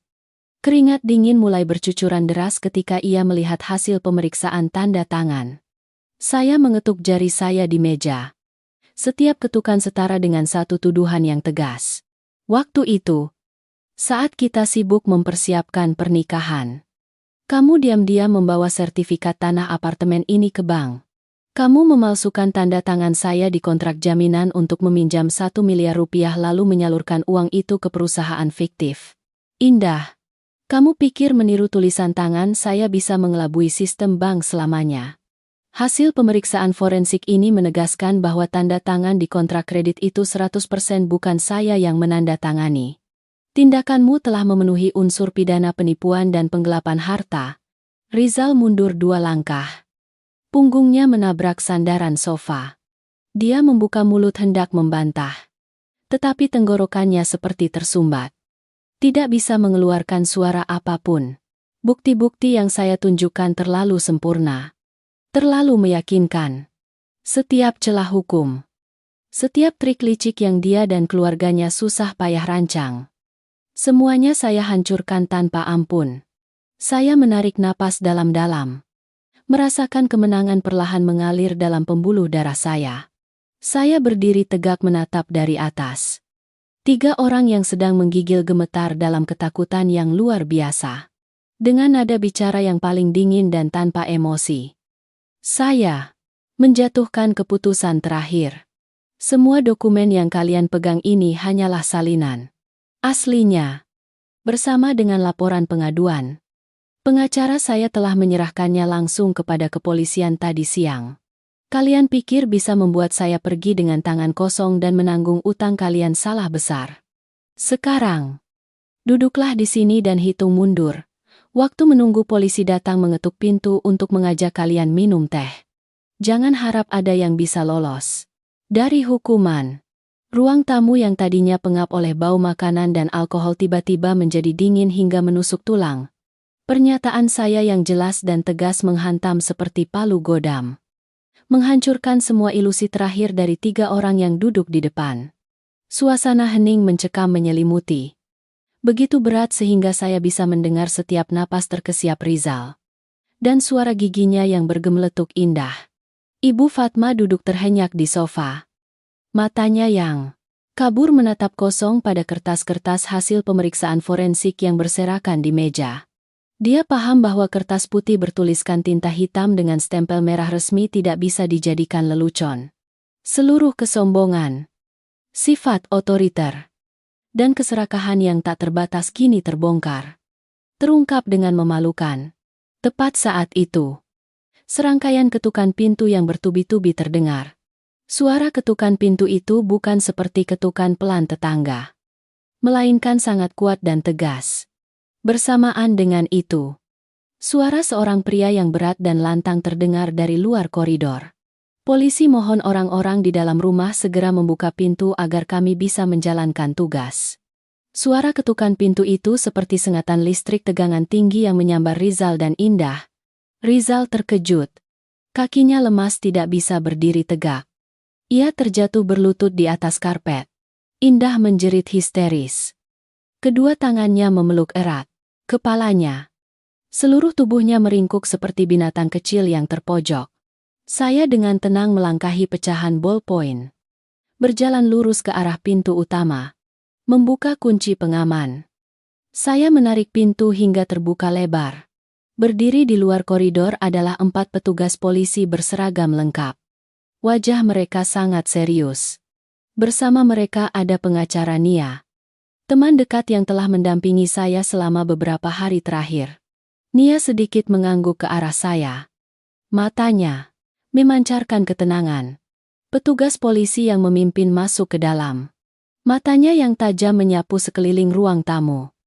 Ia berkata dengan lantang, "Kami adalah pasukan kepolisian penyidik tindak pidana ekonomi. Berdasarkan laporan pengaduan kejahatan dan bukti awal yang telah kami kumpulkan, kami memiliki surat perintah penangkapan sementara terhadap Saudara Rizal dan Saudari Indah untuk penyelidikan atas dugaan tindak pidana penipuan dan penggelapan harta, serta pelanggaran peraturan perbankan. Mohon kedua orang bersikap kooperatif." Mendengar perintah penangkapan sementara, Rizal benar-benar hancur. Ia merangkak berlutut di atas karpet. Kedua tangannya terkatup. Memohon berulang kali. Wajahnya berlinang air mata. Penampilan gagah biasanya telah hilang sama sekali. Hanya menyisakan kepengecutan yang luar biasa. "Larasati, saya minta maaf. Saya salah. Saya seperti dikuasai setan sehingga melakukan hal-hal buruk seperti itu. Ingatlah kebersamaan kita selama 2 tahun. Saya mohon kepada bapak-bapak polisi untuk mencabut laporan ini. Larasati, saya janji akan menjual rumah dan tanah untuk mengembalikan semua uangmu. Saya tidak bisa masuk penjara. Karier saya, masa depan saya akan hancur. Tolong saya." Larasati Indah juga merangkak memegangi ujung baju, saya sambil menangis terseduh-seduh. "Kakak ipar, saya tahu saya salah. Saya masih muda. Belum punya keluarga. Saya tidak mau berdeham. Masuk penjara. Mohon kakak berbelas kasih memberi saya jalan keluar." Saya berdiri tak bergerak. Menunduk melihat kedua kakak beradik itu menangis pilu di kaki saya. Dalam hati saya saat itu tidak ada kegembiraan seorang pembalas dendam yang berhasil, melainkan hanya rasa iba yang tak terbatas atas kemerosotan moral manusia. Keserakahan telah menutupi akal sehat, membuat mereka rela menginjak-injak martabat dan perasaan orang lain demi mencapai tujuan. Saya perlahan menarik ujung baju saya dari genggaman Indah. Suara saya tenang, namun tegas. "Kalian menuai apa yang kalian tabur. Hukum bukanlah permainan yang bisa kalian langgar sesuka hati." Lalu saat ketahuan meminta maaf dan selesai, saya tidak berhak mencabut laporan atas tindak pidana serius yang mengganggu ketertiban ekonomi negara. Sekarang, kalian patuhlah mengikuti para petugas polisi. Berterus teranglah dalam memberikan keterangan agar bisa mendapatkan keringanan hukum. Tepat saat itu, terdengar suara keras dari arah sofa. "Ibu Fatma." Setelah beberapa saat tegang luar biasa dan menyaksikan kedua anak kesayangannya akan diborgol, tidak dapat menahan guncangan yang terlalu besar. Matanya terbelalak. Kedua tangannya mencakar udara kosong. Lalu seluruh tubuhnya yang besar ambruk ke lantai. Mulutnya berbusa. Kali ini bukan sandiwara merengek seperti pagi hari. Ibu Fatma benar-benar mengalami serangan stroke karena tekanan darah tinggi yang tiba-tiba. Ruangan menjadi sangat kacau. Saya segera mengambil ponsel untuk menelepon ambulans. Menjelaskan secara detail kondisi pasien kepada operator medis. Para petugas polisi juga dengan cepat membantu memberikan pertolongan pertama di tempat kepada Ibu Fatma. Rizal dan Indah menangis memanggil ibu. Tetapi tangan mereka sudah terborgol dingin. Tidak bisa berbuat apa-apa selain berdiri menyaksikan. 15 menit kemudian, sirene ambulans meraung di halaman apartemen. Petugas medis membawa tandu dan dengan cepat membawa Ibu Fatma pergi. Rizal dan Indah juga digiring oleh petugas polisi ke mobil khusus. Sebelum keluar dari pintu, Rizal menoleh ke belakang. Matanya penuh penyesalan yang terlambat. Tetapi semuanya sudah terlalu terlambat. Apartemen mewah yang dulunya menjadi kebanggaan mereka, kini menjadi kosong dan dingin. Saya berdiri sendirian di ruang tamu, memandangi punggung orang-orang yang hampir menjadi keluarga saya. Sedikit menghela napas lega. Akhirnya, mimpi buruk bernama keluarga suami telah resmi berakhir. Keesokan paginya, langit Jakarta cerah biru dan penuh sinar matahari. Saya bangun pagi, menyeduh teh bunga chamomile hangat untuk meredakan kelelahan setelah hari yang panjang dan menegangkan. Semalam saya tidur nyenyak dan tenang. Kebenaran telah terungkap dari sisi keluarga. Tetapi bagi saya, kehormatan profesional di tempat kerja juga tidak kalah penting. Saya harus mengembalikan nama baik diri saya sendiri. Tepat pukul 8.00 pagi, saya bersama pengacara Nia melangkah masuk ke lobi utama perusahaan. Bersama kami ada 2 petugas polisi siber yang berpakaian preman. Suasana di lobi perusahaan sangat ramai. Banyak karyawan yang mengenali saya. Mereka mulai berbisik-bisik. Mata mereka penuh rasa ingin tahu. Mereka tidak mengerti mengapa seseorang yang baru saja diskors kemarin hari ini muncul dengan angkuh bersama polisi. Saya mengabaikan semua tatapan. Melangkah dengan percaya diri. Langsung menuju lift khusus untuk jajaran direksi. Kami masuk ke ruang kerja direktur utama. Direktur sedang melihat dokumen. Melihat kami datang bersama aparat penegak hukum, ia sangat terkejut. Ia berdiri dengan sopan, mengundang semua orang duduk di sofa tamu. Saya menjelaskan secara singkat tujuan pertemuan hari ini. Meminta perusahaan bekerja sama untuk mengklarifikasi tindakan fitnah dan pencurian data rahasia. Direktur utama segera mengangkat telepon. Meminta Surya, kepala bagian SDM, dan kepala tim keamanan untuk segera ke ruang rapat. 5 menit kemudian, Surya masuk ke ruangan. Begitu melihat saya dan 2 petugas polisi, wajahnya langsung berubah. Senyum percaya diri biasanya hilang sama sekali. Langkah kakinya ragu-ragu melirik ke sekitar. Direktur utama meminta Surya duduk di hadapan saya. Lalu mengangguk menyerahkan kata-kata kepada pihak kepolisian siber. Petugas polisi membuka tas dokumennya, mengeluarkan setumpuk berkas teknis tebal, meletakkannya di meja. Dengan suara profesional, ia mulai menjelaskan.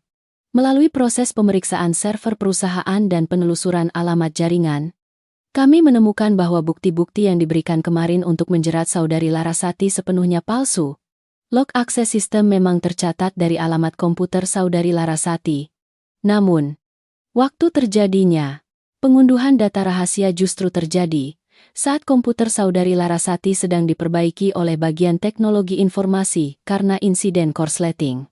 Petugas polisi mengeluarkan sebuah tablet, memutar rekaman video yang diekstraksi dari kamera keamanan ruang server. Di layar terlihat jelas gambar Surya sedang diam-diam masuk ke sistem dari komputer administrator dengan wewenang sebagai staf teknologi informasi. Surya telah menggunakan trik untuk mengubah alamat, identitas, memalsukan komputer saya untuk melakukan tindakan pencurian data dan mengirimkannya keluar. Surya duduk mendengarkan. Keringat bercucuran di dahinya. Ia menggebrak meja, berusaha membela diri. Kalian menuduh saya. Pasti ada orang yang meretas kamera dan sistem untuk menyalahkan saya. Saya tidak punya motif untuk melakukan hal ini. Pengacara Nia dengan lembut angkat bicara.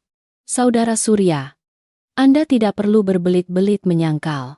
Polisi telah memulihkan seluruh pesan yang Anda tukar dengan Rizal. Rizal telah mengakui semuanya di kantor polisi semalam. Ia meminta Anda memalsukan bukti fitnah terhadap saudari Larasati. Sebagai imbalannya, Anda akan menyingkirkan saingan terberat dalam promosi kepala tim kali ini. Kecemburuan dan keserakahan telah mengubah Anda menjadi kaki tangan dalam serangkaian tindakan pelanggaran hukum yang serius. Kata-kata tajam, Nia benar-benar menghancurkan sisa kekuatan perlawanan terakhir Surya. Ia menundukkan kepala di kedua tangannya. Bahunya bergetar hebat.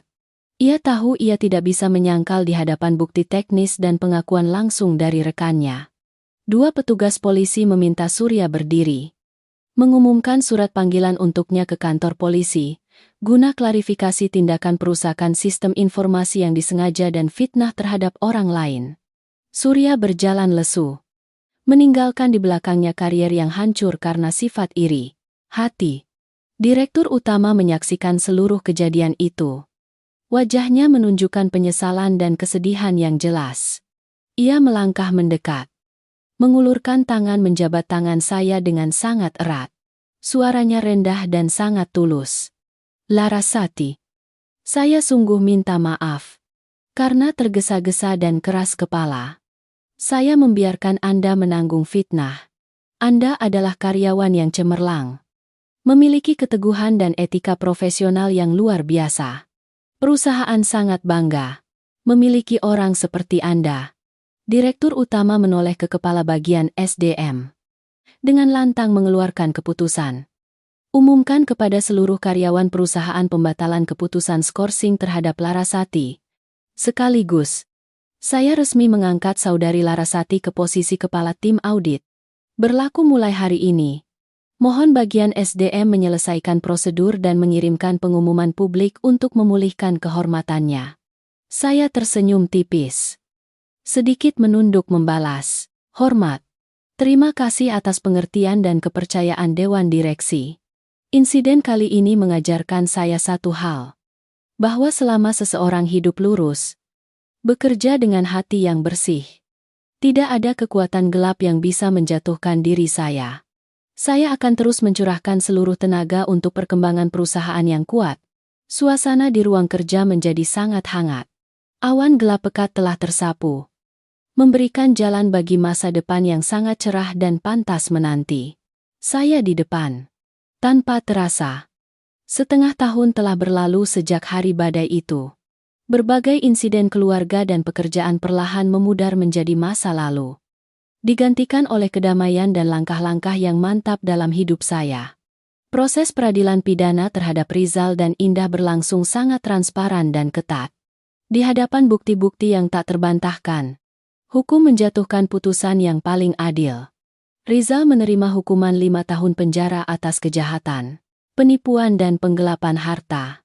Indah juga menerima hukuman 7 tahun penjara atas kejahatan penggelapan pajak dan pencucian uang. Sementara Ibu Fatma, serangan stroke yang mengerikan pada hari itu, meskipun tidak merenggut nyawanya, telah meninggalkan cacat berat. Ia lumpuh setengah badan, kehilangan kemampuan untuk merawat diri sendiri. Berdeham, kerabat di kampung harus bersusah payah datang ke ibu kota menjemputnya pulang untuk diurus. Rumah yang dulu penuh tawa dan kesombongan, kini hanya tinggal kenangan pahit. Banyak orang bertanya apakah saya merasa puas melihat kehancuran keluarga mereka. Saya hanya tersenyum tipis dan menggelengkan kepala. Hati saya kini tenang seperti permukaan danau di musim gugur. Saya tidak menyimpan dendam. Juga tidak bersukacita di atas penderitaan orang lain. Hidup adalah serangkaian sebab akibat yang adil. Saya iba pada orang-orang yang terlalu tenggelam dalam keserakahan dan keegoisan sehingga dengan tangan mereka sendiri menghancurkan kebahagiaan mereka. Suatu sore, saya menerima sepucuk surat dari penjara. Pengirimnya adalah Rizal. Dalam lembaran kertas tulisan tangan yang canggung, Rizal mengungkapkan penyesalan yang mendalam. Ia bercerita bahwa bulan-bulan kehilangan kebebasan telah membantunya sadar. Ia menyadari bahwa sifat otoriter, kesombongan palsu, dan keserakahan telah mengubahnya menjadi orang yang tidak berguna. Menyusahkan ibu, merugikan adik, dan kehilangan seorang wanita luar biasa seperti saya. Rizal mendoakan saya hidup damai dan bahagia. Setelah selesai membaca surat itu, saya perlahan melipatnya, menyimpannya di laci. Permintaan maaf yang terlambat itu telah sepenuhnya menghilangkan keraguan di hati saya. Membantu saya untuk sepenuhnya memaafkan dan melanjutkan jalan saya sendiri. Setelah semua prosedur hukum selesai, bank melakukan likuidasi apartemen di Jakarta Selatan. Saya menerima kembali seluruh uang 500 juta rupiah yang telah saya investasikan untuk interior. Ditambah dengan bonus besar dari penyelesaian proyek audit yang sangat baik. Saya memutuskan untuk memberi diri saya awal yang baru. Saya membeli sebuah apartemen mewah. Terletak di lokasi strategis di pusat kota. Rumah baru itu memiliki balkon yang luas. Tempat saya menanam penuh pot-pot bunga mawar beludru yang harum. Setiap pagi bangun, menarik tirai untuk menyambut sinar matahari, Saya merasakan sepenuhnya kebebasan, kemandirian, dan kebanggaan seorang wanita yang menguasai hidupnya sendiri. Akhir tahun itu, perusahaan saya mengadakan konferensi keuangan elit untuk menghargai para mitra besar. Acara tersebut berlangsung di ballroom hotel bintang 5 yang megah. Saya hadir sebagai kepala tim audit, mengenakan gaun malam berwarna hijau zamrud. Rambut dikeriting lembut. Wajah saya elegan dan tenang tetapi memancarkan kecerdasan dan kepercayaan diri. Di tengah pesta yang terang benderang, saya memegang segelas anggur merah. Dengan santai berjalan melintasi meja-meja pesta untuk menyapa para mitra. Tiba-tiba, suara seorang pria yang sangat berat dan hangat terdengar dari belakang. "Selamat, kepala tim yang berbakat. Pidato Anda tadi benar-benar sangat mengesankan." Saya berbalik. Di depan, saya berdiri Dimas, seorang pengacara ekonomi yang cerdas, yang bersama dengan Nia telah memberikan konsultasi hukum kepada perusahaan dalam banyak proyek penting. Dimas mengenakan setelan jas hitam yang elegan. Senyumnya cerah dan matanya sangat tulus. Kami saling mengenal selama proses kerja bersama. Kesamaan pandangan hidup dan gaya kerja telah membuat kami berdua semakin dekat. Saya tersenyum tipis. Dengan lembut menyentuhkan gelas anggur saya ke gelas Dimas. Suara kristal beradu, menciptakan dentingan yang sangat jernih. "Terima kasih atas pujiannya, Kak. Jika tidak ada fondasi hukum yang kuat yang Kakak dan pengacara Nia bangun, departemen audit saya juga akan sulit menyelesaikan tugas dengan baik." Dimas melangkah maju berdiri di samping saya. Mata kami berdua tertuju ke panggung tempat band sedang memainkan lagu cinta yang merdu. Dimas berkata dengan lembut, "Masa lalu telah berlalu. Masa depan terbentang luas. Selamat atas keberhasilanmu melewati segala badai untuk menjadi versi dirimu yang paling bersinar. Mulai sekarang, jika ada badai yang datang, saya berharap saya mendapat kehormatan untuk menjadi orang yang memegang payung untukmu." Saya sedikit menoleh menatap Dimas. Matanya memancarkan ketulusan dan keteguhan. Hati saya setelah begitu banyak badai yang seolah-olah telah membatu, tiba-tiba berdetak satu denyutan. Saya tahu perjalanan saya mencari kebahagiaan sejati baru benar-benar dimulai sekarang.